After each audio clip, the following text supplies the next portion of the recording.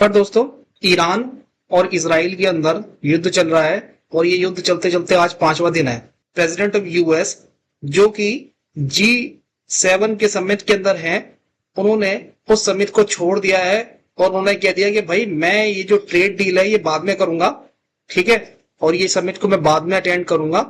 अभी मेरे को जो ज्यादा इंपॉर्टेंट लग रहा है, मेरे को इंपॉर्टेंट लग रहा है मिडिल ईस्ट के अंदर जो लड़ाइयां चल रही है ना, उसका मुझे फुल सॉल्यूशन चाहिए। ऐसा नहीं कि सिर्फ एक पॉज चाहिए, लड़ाई बंद हो जाए। तो ऐसा इनका कहने का क्या मतलब हो सकता है? या तो ये वापस यूएस जाके कोई एक एक्शन लेने वाले हैं, या फिर कोई बात करने वाले हैं इसराइल से, ईरान से। ये तो आगे का वक्त ही बताएगा। लेकिन ऐसे बीच में से मीटिंग से जाना वापस, ये कुछ ना कुछ एक इंडिकेशन जरूर दे रहा है। चलिए देखते हैं एक बारी स्टार्टिंग से क्या चल रहा है। बात करते हैं कि अभी ईरान और इसराइल के बीच में जो लड़ाई चल रही है, 5 दिन से कंटिन्यूसली लड़ाई चल रही है। और ये जो लड़ाई जो चल रही है, इस लड़ाई के कारण जो मिडल ईस्ट है, मिडिल ईस्ट क्या है? मिडिल ईस्ट अगर आप देखेंगे तो ये पूरा मिडिल ईस्ट है जी। यहाँ पे ईरान भी है, कुवैत भी है, सऊदी अरेबिया भी है, बहरीन भी है, कतर भी है, यूएई है, ओमान भी है। और ये जितने डब्बे दिख रहे हैं सब क्या है? ये ऑयल है। और ये सारा ऑयल ही सारी कंट्रियों को सप्लाई होता है। इसके मेन इंपोर्टर हैं यूएस, चाइना, इंडिया। तो अब ईरान और इसराइल में लड़ाई चल रही है, और किसी भी कंट्री में जब इसमें ऐसे लड़ाई होती है ना, तो यहां पे ऑयल की सप्लाई में दिक्कत आ जाती है। और ऑयल की सप्लाई में जैसे दिक्कत आती है तो ऑयल की प्राइस बढ़ने चालू आती है। और जो भी मेजर इंपोर्टर है, इंडिया, यूएस, चाइना, इनको दिक्कत होनी चालू हो जाती है।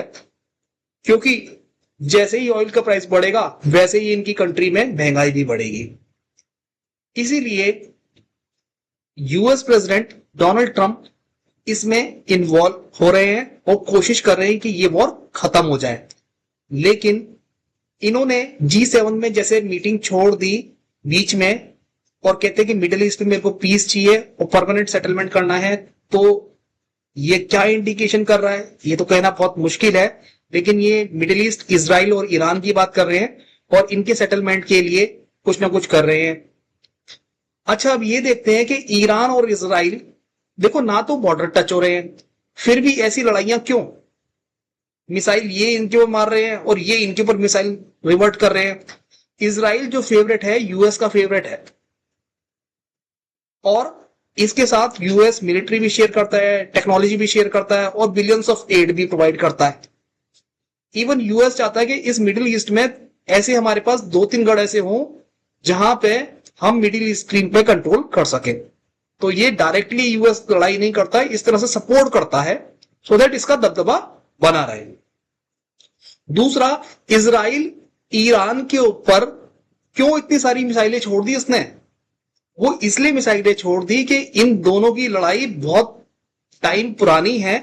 और अभी रिसेंटली जो इनकी जो लड़ाई हुई है, वो लड़ाई का कारण यह है कि इसराइल को लगता है कि ईरान जो है न्यूक्लियर एटम बम पे वर्क कर रहा है, और अगर इसने ये सक्सेसफुल हो गया तो ये पहली मिसाइल इसराइल पे डालेगा। क्योंकि ये कहता है, कह भी चुका है पहले कि मेरे डेवलप होने के बाद सीधे पहले तेरे ही डालूंगा और तुझे खत्म करूंगा। तो इसराइल कह रहा है कि तू मुझे खत्म करेगा, इससे पहले जो तू बना रहा है न्यूक्लियर मिसाइल, मैं उसे ही डिस्ट्रॉय कर देता हूं। और इसीलिए खटाखट इसने बैलिस्टिक मिसाइल डाल डाल के कोशिश कर रहा है कि इसके न्यूक्लियर हब को खत्म कर सके और बैक टू जीरो कर दे। ईरान को वेस्टर्न कंट्री ने भी कह रखी है कि नहीं भाई, न्यूक्लियर पावर मत बन। और ये चोरी छुपे शायद बना भी रहा हो, लेकिन ये कभी फ्रंट फेस पे आके कहता नहीं है कि नहीं मैं ऐसा कुछ काम कर नहीं रहा हूं। तो इन सब चीज को देख के देखो, ब्रेंट क्रूड के ऑयल 2% बढ़ गए। क्योंकि देखिए, जब शॉर्टेज कम हो जाएगी, सप्लाई कम हो जाएगी, डिमांड ज्यादा होगी, तो प्राइस तो बढ़ जाएंगे, ऑयल प्राइस। तो भी यही हो रहा है। अब लड़ाई से क्या होता है, ये सब ये देखो, वैसे कहते हैं ना, ये ओमान और ईरान, ये जो एक रास्ता है ना, इस रास्ते को कहते हैं कि यहां से 20% कच्चा तेल जो है यहां से पास होता है। अगर ये लड़ाई ज्यादा एक्सेलरेट हुई ना, तो भाई ये क्या पता इसमें क्या दिक्कत आ जाए, किसके दिमाग का कुछ पता नहीं, ये रास्ता ही बंद कर दे और सप्लाई ठप हो जाए और ऑयल के दाम बढ़ जाएंगे। तो सबसे ज्यादा तकलीफ इंडिया, चाइना और यूएस को होती है। क्योंकि हम ही मेन कंज्यूमर हैं सबसे बड़े, और ऑयल के ऊपर ही बेस्ड होता है इन्फ्लेशन आगे भी। तो यूएस चाहता नहीं कि ऐसा कोई पंगा हो, क्योंकि अगर ऐसा हुआ तो ऑयल के प्राइस बढ़ेंगे तो सबसे ज्यादा तकलीफ यूएस को भी है, चाइना को भी है, इंडिया को भी है। तो इसी को देखते हुए शेयर मार्केट तो डरा और सहमा बैठा हुआ है आज की तारीख में। देख लो जी, यूएस की मार्केट, यूरोप की मार्केट, और ये एशिया की मार्केट। एशिया की मार्केट के अंदर अगर अपनी मार्केट की बात करेंगे, ये भी आज डरी हुई थी। कल तो बहुत हमने दहाड़ लगाई थी, लेकिन आज हम ठंडे हो गए हैं, क्योंकि हमें लग रहा है कि भाई ये वॉर थम नहीं रहा है, और ये वॉर अगर मिडिल ईस्ट के अंदर बढ़ा, इजराइल और ईरान में, तो वाकई ये खतरे की घंटी है।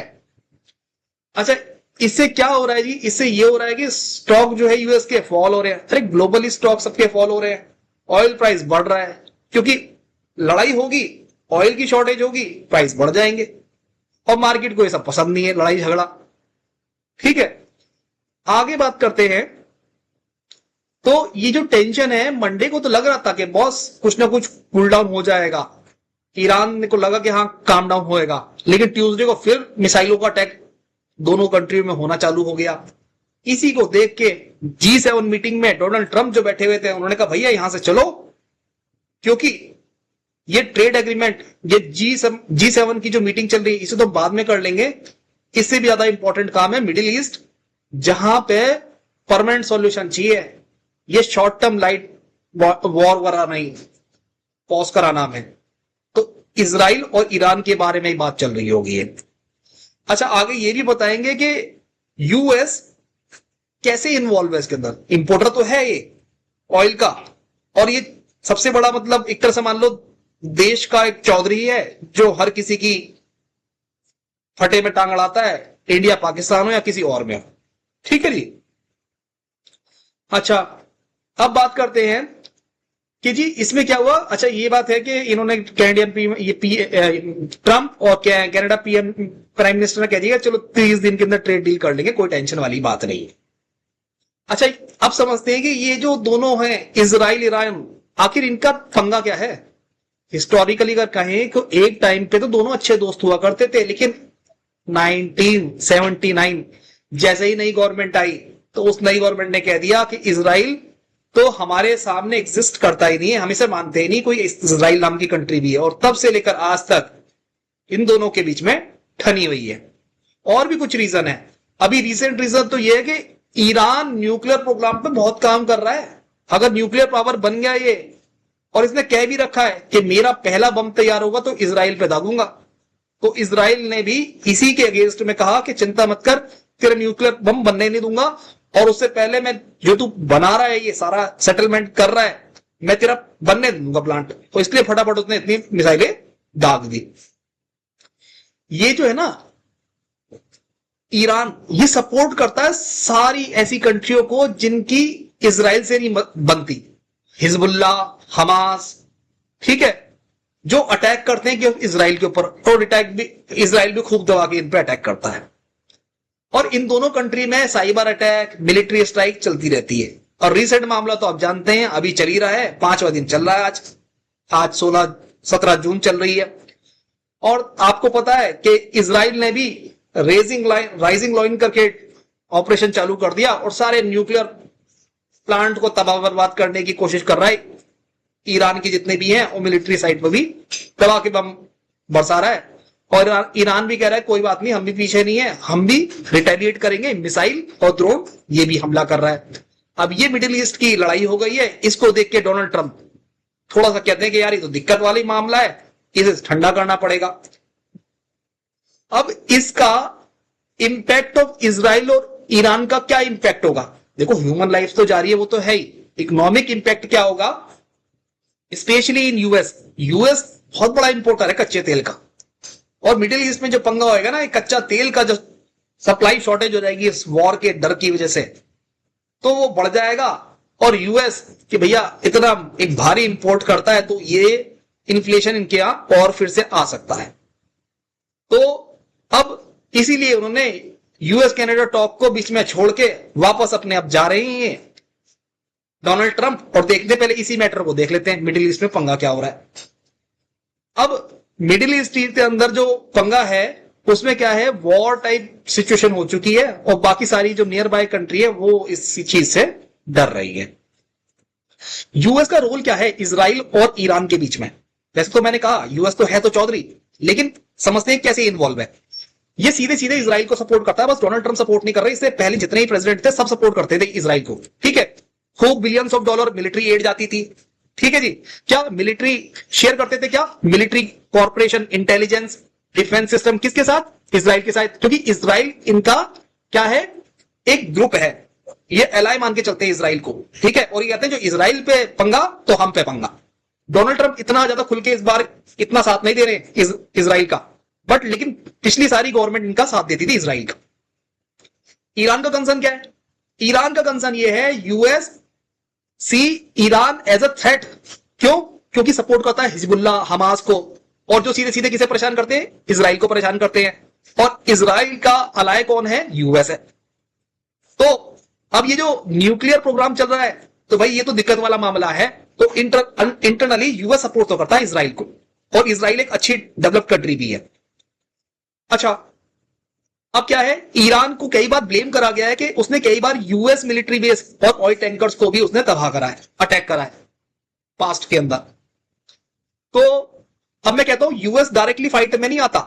यूएस कैसे कैसे करता है? यूएस ऐसे करता है, चलो भाई इजराइल को जो चाहिए सब दो, वेपन दो, इंटेलिजेंस दो, सब दो और लड़ने दो। और ये खूब दबा के बम बरसा रहा है, किसके ऊपर? ईरान के ऊपर बम बरसा रहा है। तो ये डायरेक्ट फाइट नहीं कर रहा, लेकिन कभी जरूरत पड़ी और ईरान की अगर वाकई न्यूक्लियर बम निकला, बना लेगा, अगर पैसा लगा, तो कोई बड़ी बात नहीं है, यूएस डायरेक्ट इजराइल को सपोर्ट करने आ जाए।